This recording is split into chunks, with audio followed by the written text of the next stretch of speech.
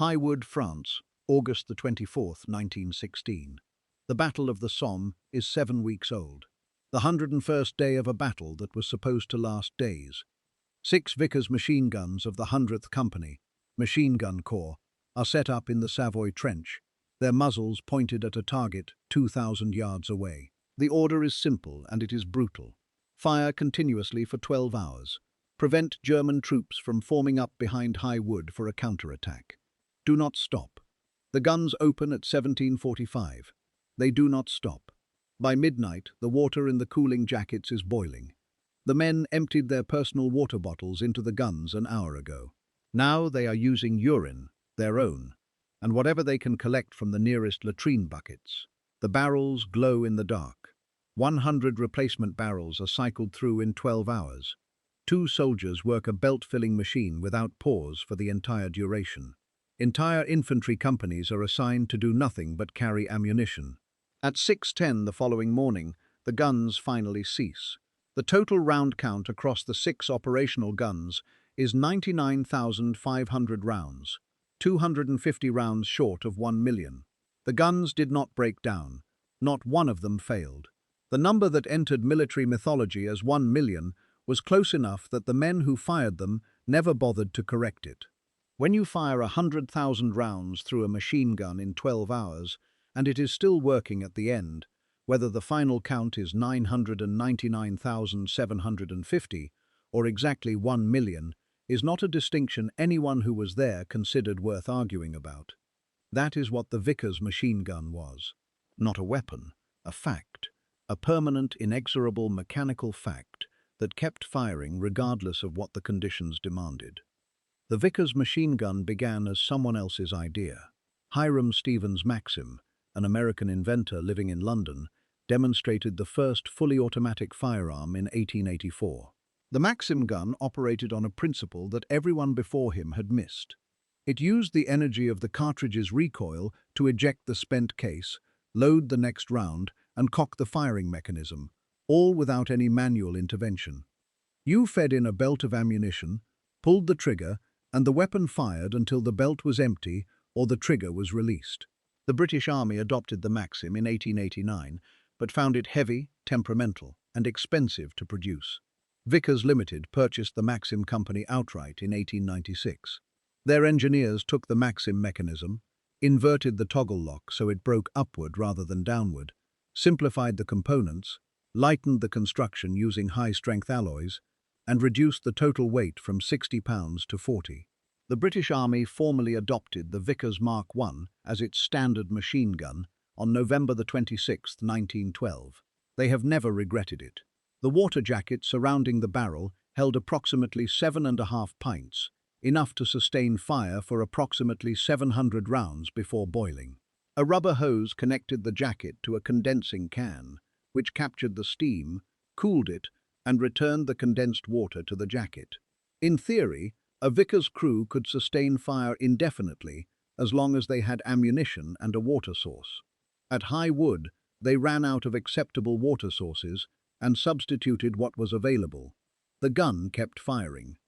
The mechanism that made this possible was the toggle lock, and understanding it is essential to understanding why the Vickers was still in British service in 1968.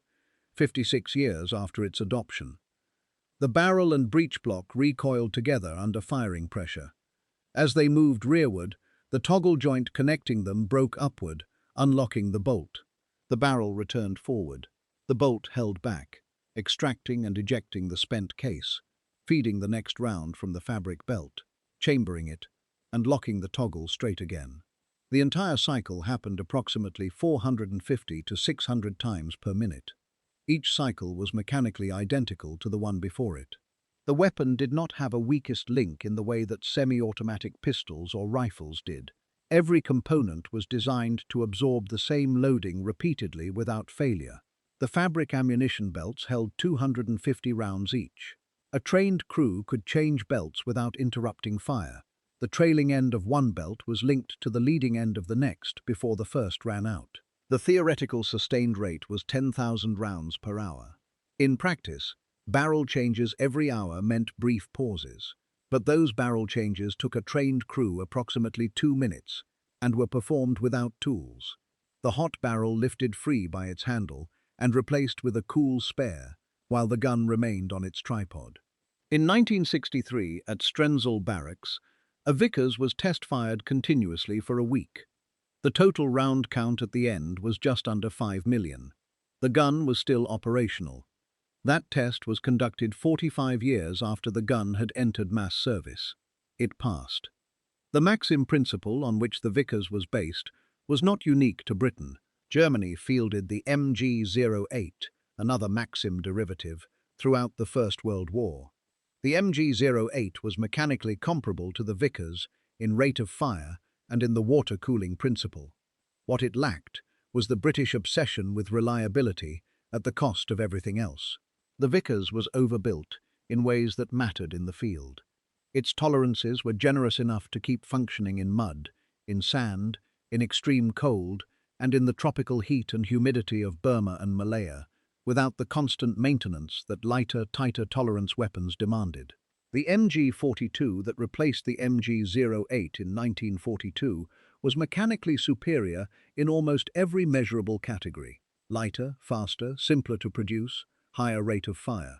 The Vickers did not care. The Vickers was not competing with the MG-42. The Vickers was competing with time, and time was the one contest the MG-42 was not designed to win. A Vickers team, given sufficient ammunition and water, could fire for 12 hours without pause. No air-cooled weapon in the German inventory could sustain anything approaching that duration without catastrophic barrel failure. In the defensive role, which is where machine guns earn their keep, the Vickers was without equal on any battlefield it was used on. Now, before we get to Highwood and what came after, if you are following this, hit subscribe. It costs nothing, and it helps the channel grow. The tactical doctrine the British Army built around the Vickers was called indirect fire, and it deserves more attention than it typically receives, because it transformed the machine gun from a point defense weapon into something resembling light artillery.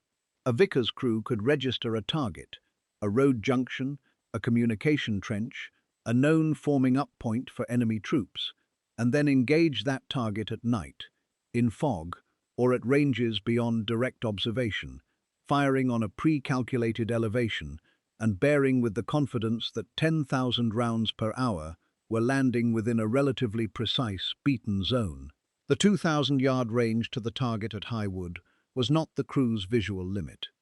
It was a calculated fire support mission conducted on a map reference, the guns firing at a target their crews could not see, in the dark, for 12 continuous hours. The Lee Enfield riflemen in the sections ahead of them could place 38 rounds per minute into a 24-inch circle at 300 yards. That was what one trained man could do with the right rifle. What the Vickers did was remove the man from the equation. The barrel did not tire. The trigger finger did not fatigue. The eye did not lose its focus after the 4th hour of sustained fire. The weapon fired at the same rate in hour 12 as it did in hour 1, because the mechanism did not care what hour it was. The Western Front experience with the Vickers produced the Machine Gun Corps, a specialist formation established in October 1915 to concentrate machine gun expertise rather than dispersing it across infantry battalions. By the end of the war, the Corps had grown to over 170,000 officers and men. They won 7 Victoria Crosses. They fired quantities of ammunition that had no precedent in the history of warfare. The Corps was disbanded in 1922, in a post-war reorganization that many machine gun veterans considered a serious mistake, and the Vickers returned to infantry battalions. The interwar period produced various proposals to replace it. The Czech-designed Bren entered service as the light machine gun, and there were discussions about adopting newer, lighter medium machine guns. None of these discussions resulted in the Vickers being withdrawn. It was too reliable, too well understood by its crews, and too effective in the sustained fire role to retire simply because newer designs existed. The British Army's relationship with the Vickers by the late 1930s was less a procurement decision than an institutional habit of trust built on 2 decades of proof. When the Second World War began, and Dunkirk stripped the army of most of its equipment, the Vickers guns were among the first things recovered from storage. Old weapons that had been held in reserve were pulled out, reconditioned, and returned to service. The army could not afford to lose them. In the Second World War, the Vickers went everywhere the British Army went. North Africa, where it was mounted on the vehicles of the long-range desert group and used across ranges that no infantry weapon could match, the .303 cartridge capable of effective fire to over 4,000 yards with the Mark 8 cartridge. Italy, where the grinding advance up the peninsula placed a premium on the kind of sustained defensive fire that held German counterattacks and bought infantry time to consolidate. Burma, where the weapon's reliability in tropical heat and monsoon humidity made it the one machine gun that unit commanders genuinely trusted in conditions that degraded everything else. The Vickers fired the same .303 cartridge as the Lee-Enfield rifle that every British infantryman carried, which meant that in a supply emergency, rifle ammunition could be stripped and fed into the Vickers belts. That commonality of ammunition was not an accident. It was a design decision that simplified logistics across every theatre in which both weapons served together, which was every theatre in which the British Army fought. A weapon that shares its cartridge with the standard infantry rifle never runs out of ammunition as long as there are riflemen nearby. The Vickers was the machine gun. The Lee-Enfield was the rifle.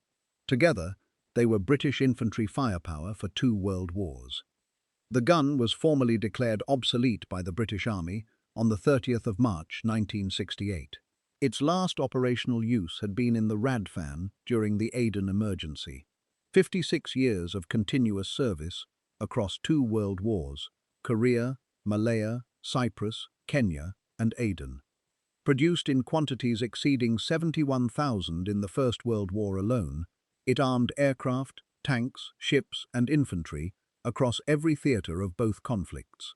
The 5 million round endurance test at Strensall in 1963 was conducted not to prove anything new about the gun, but because someone wanted to know what the upper limit was. They did not find it. The gun was still working when they stopped. Consider what that number means in human terms.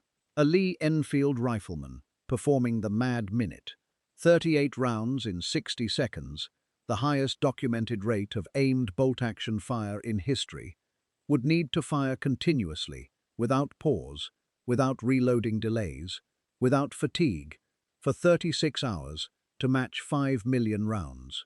The Vickers fired that number in a week and asked for more belts. The 2 weapons occupied opposite ends of the same idea. The Lee-Enfield put everything into one man: his training, his discipline, his hands, his nerve. The Vickers removed the man from the equation and replaced him with water, oil, and a toggle lock that had been turning over at 500 cycles per minute since 1912.